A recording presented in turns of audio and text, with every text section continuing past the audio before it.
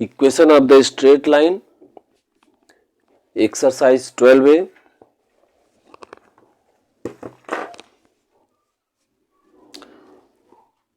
For ICSE board it is coordinate geometry, but ये other boards के लिए भी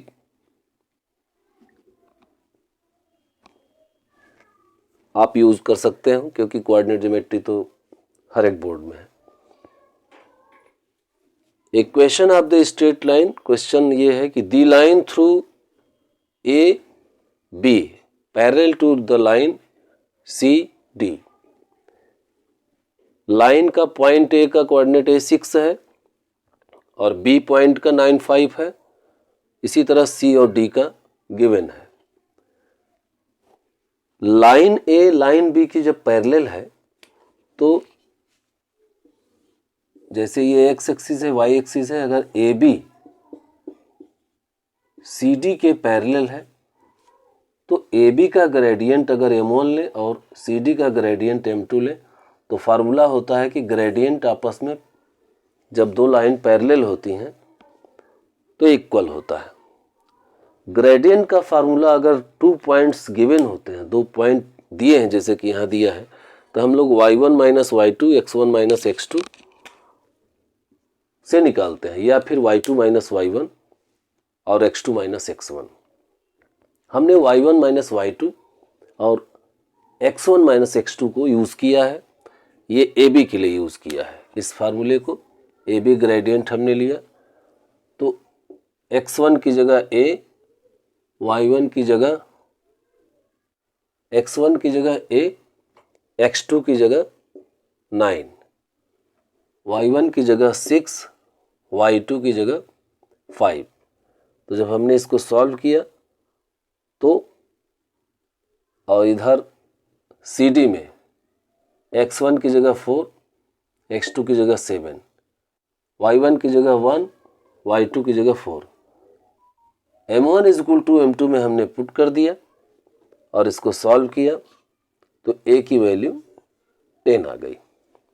यानी कि कोई भी दो लाइन अगर आपस में पैरेलल है तो उनके ग्रेडियंट इक्वल होते हैं, और अगर उनके पॉइंट ऑलरेडी दिए हुए हैं कोऑर्डिनेट तो हम इस फार्मूला से उसको निकाल करके और इक्वल में दिखा करके किसी की भी वैल्यू, अगर जो कोऑर्डिनेट नहीं दिया है उसकी वैल्यू निकाल सकते हैं. इसी तरीके से एक जो सेकेंड क्वेश्चन है उसमें कोऑर्डिनेट बदला हुआ है, आप उसको भी ऐसे ही निकाल सकते हैं. जैसे क्वेश्चन नंबर 4 का second, the line through 4 3 PQ है और पैरेलल है RAS के. तो आप इस फार्मूले का यूज करके उसे भी निकाल सकते हैं. यानी यहाँ पे जो A है, A की जगह यहाँ पे P रखना है, यहाँ पे हमने P रख लिया, और 4 3 उसका कोऑर्डिनेट है 4 3. इसी तरह Q का कोऑर्डिनेट 8 1 है, 8 1. इसी तरह C की जगह R है और उसका कोऑर्डिनेट है -2 5, और D की जगह S है जिसका कोऑर्डिनेट है 4B. वहाँ पर A निकालना था, यहाँ पर B की वैल्यू निकालनी है, ये इसकी. तो आप देख सकते हैं कि एकदम सिमिलर क्वेश्चन है जैसे भी पहले बताया था. PQ एक लाइन है, RS लाइन के पैरेलल है. हम लोग यही फार्मूला इस्तेमाल करेंगे, m1 is equal to m2. m1 यानी कि PQ का ग्रेडियंट और m2 यानी कि RS का ग्रेडियंट, और फार्मूला रहेगा y1 माइनस y2 या y2 माइनस y1। ये फार्मूला यहाँ लिख दे रहे हैं, y1 माइनस y2 अपान x1 माइनस x2, इसी को यूज़ कर लेते हैं ग्रेडियंट के लिए। तो y1 3 है, y2 1 है, यानी कि 3 माइनस 1, x1 4 है और x2 8 है। तो 4 माइनस 8 इज इक्वल टू, अब m2 के लिए यानी RS के लिए y1 माइनस 2 है, y2 4 है, x1 5 है और x2 b है, जिसकी वैल्यू हमको निकालनी है। तो इसको सॉल्व कर लेते। 3 में से -1 गया, 2 आया, 4 में से 8 गया तो -2 आया, -4 आया, -2 -4 -6 हो गया, 5 माइनस 6, 2 1 जा 2, 2 2 जा 4, तो implies that -1 upon 2 is equal to 6 minus 6 upon 5 minus b, 5 minus b। ठीक है, तो हम इस माइनस को कट कर सकते हैं। अब हमारा अगला स्टेप है 5 क्रॉस मल्टीप्लिकेशन किया इसका, 5 minus b is equal to 2 into 6 is equal to 12।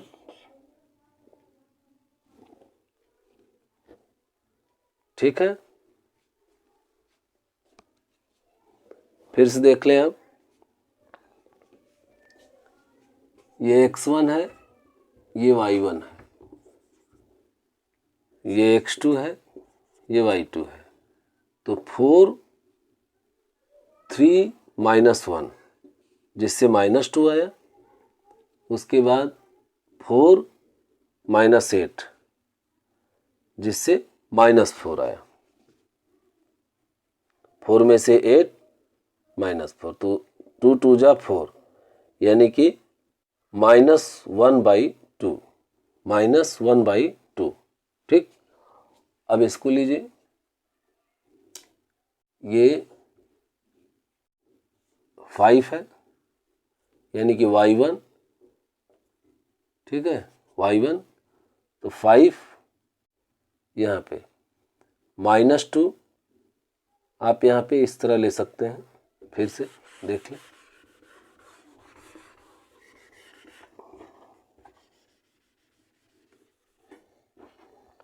देखिए इसके लिए ये x1 y1, तो y1 आपका क्या हो गया 5 और y2 आपका क्या हो गया -b, तो ये आपका यहाँ रहेगा, वो मिस्टेक से नीचे उतर गया था। तो 5 माइनस b, ठीक, क्योंकि मैंने y2 minus y1, x2 minus x1 लिया था, तो आपको y1 माइनस y2 यानी कि 5 माइनस b। क्लियर, अब -2 और -4, तो इस प्रकार आएगा 5 माइनस b अपान -6। ठीक है, तो अब आप इसको ऐसे कर सकते हैं, 5 माइनस b में आप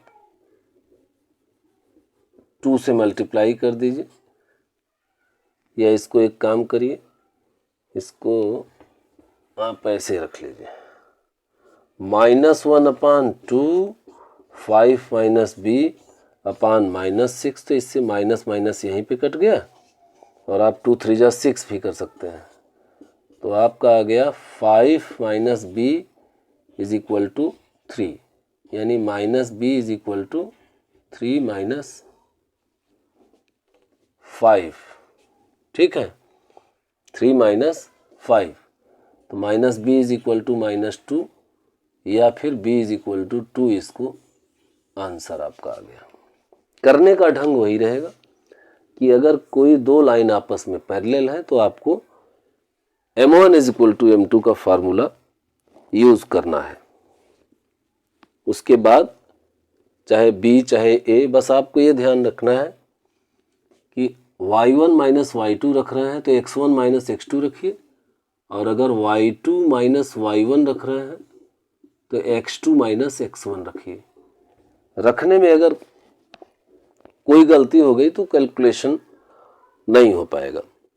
लेकिन आपको m1 is equal to m2 का फार्मूला दो लाइन आपस में जब पैरेलल हो तो यूज़ करना है, जिससे आपका आगे सवाल हल हो जाएगा। क्वेश्चन नंबर 5,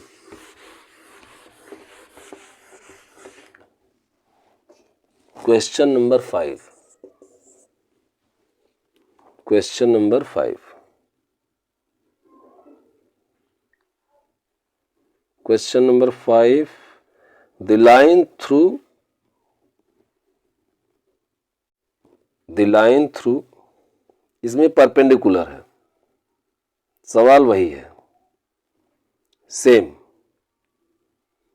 तब भी करवा देते हैं। एक लाइन ए बी है जिसमें ए का कोऑर्डिनेट x7 दिया है और बी का कोऑर्डिनेट 5 1 दिया है। ये जो ए बी लाइन है ये सी और डी लाइन के परपेंडिकुलर है, तो सी का कोऑर्डिनेट 4 3 दिया है, सी का कोऑर्डिनेट, और डी का कोऑर्डिनेट -2 5 दिया है। इसमें हमको x की वैल्यू निकालनी है, इसलिए फिर से समझा दें। क्वेश्चन नंबर 4 लिखा है कि ए बी लाइन के थ्रू परपेंडिकुलर है, ए बी लाइन परपेंडिकुलर है सी डी लाइन के, तो आपको x की वैल्यू नहीं दी है। तो मैंने बताया था अगर दो लाइन आपस में पैरेलल है तो ग्रेडियंट इक्वल होते हैं उनके, जैसे m1 is equal to m2। और अगर वो दोनों पैरेलल नहीं परपेंडिकुलर हैं तब आप ये फार्मूला इस्तेमाल करते हैं m1 m2 is equal to -1। m1 slope है यानी AB के लिए हम AB के लिए इस्तेमाल करेंगे और m2 CD के लिए, और इन दोनों पॉइंट्स के लिए हम निकालेंगे चाहे y1 माइनस y2 का इस्तेमाल करिए x1 माइनस x2 करके स्लोप, और चाहे y2 माइनस y1, तो हम y1 माइनस y2 करके ले रहे हैं। ठीक है, चलिए रखने में m1 AB into m2 CD is equal to -1, तो m1 में AB के लिए x1 y1 x2 y2 यानी y1 माइनस y2, y1 की जगह क्या है 7 है तो हमने 7 रखा, y2 की जगह क्या है 1 है 1 रखा, x2 की जगह x1 की जगह क्या है x1 की जगह x है और x2 की जगह -5 है। फिर से y1 की जगह देखिए 7 है, y2 की जगह -1 है, x1 की जगह x है, x2 की जगह 5 है। ठीक है, ये फार्मूला क्लियर हो गया, y1 minus y2 x1 minus x2। फिर यही प्रोसेस हमको यहाँ पे करना है इनटू CD के लिए, y1 की जगह 3 ब्रैकेट में कर दीजिए इसको, और y2 की जगह 5, x1 की जगह 4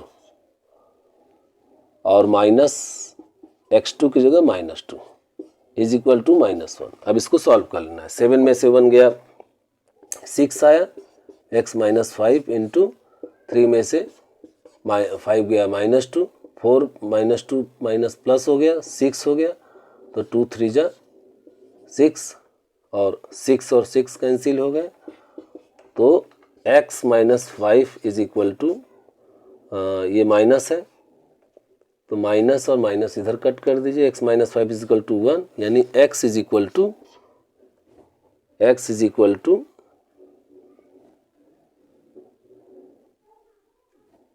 x is equal to, just minute, कहीं रखने में कोई दिक्कत तो नहीं है। आप ज़रा फिर से क्वेश्चन देख लीजिए। 5 नंबर है, the line perpendicular x7 correct है, और उसके बाद 5-1 करेक्ट है, ठीक। 4-3 करेक्ट है, -2-5 करेक्ट है, ठीक। अब रखने में x1 अरे y1 y2 7 में से 1, ठीक है, करेक्ट है। x-5 करेक्ट है, 3-5 करेक्ट है, 4-2 करेक्ट है, एकदम करेक्ट है।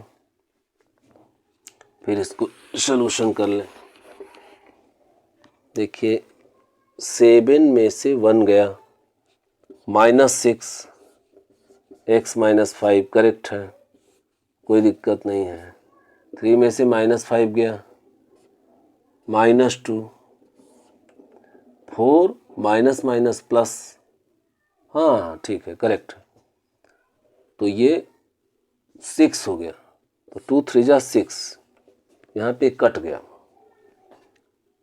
तो ये 3 2 जा 6 इधर हो गया, तो -1, ये माइनस कट गया, तो x-5 इज इक्वल टू 2 आ गया, और x इज इक्वल टू 2 + 5 यानी कि 7 आ गया, x की वैल्यू 7 आ गई। तो क्वेश्चन नंबर 5 में A B line C D के परपेंडिकुलर है। परपेंडिकुलर होने के कारण हम लोगों ने m1 × m2 is equal to -1 का यूज़ किया, और उसके ज़रिए x की वैल्यू फाइंड की। क्वेश्चन नंबर 6, ए बी और A B C are collinear, जिसमें p की वैल्यू निकालनी है। ये हम आपको अगले वीडियो में बताएंगे, वीडियो थोड़ा सा लंबा ना हो।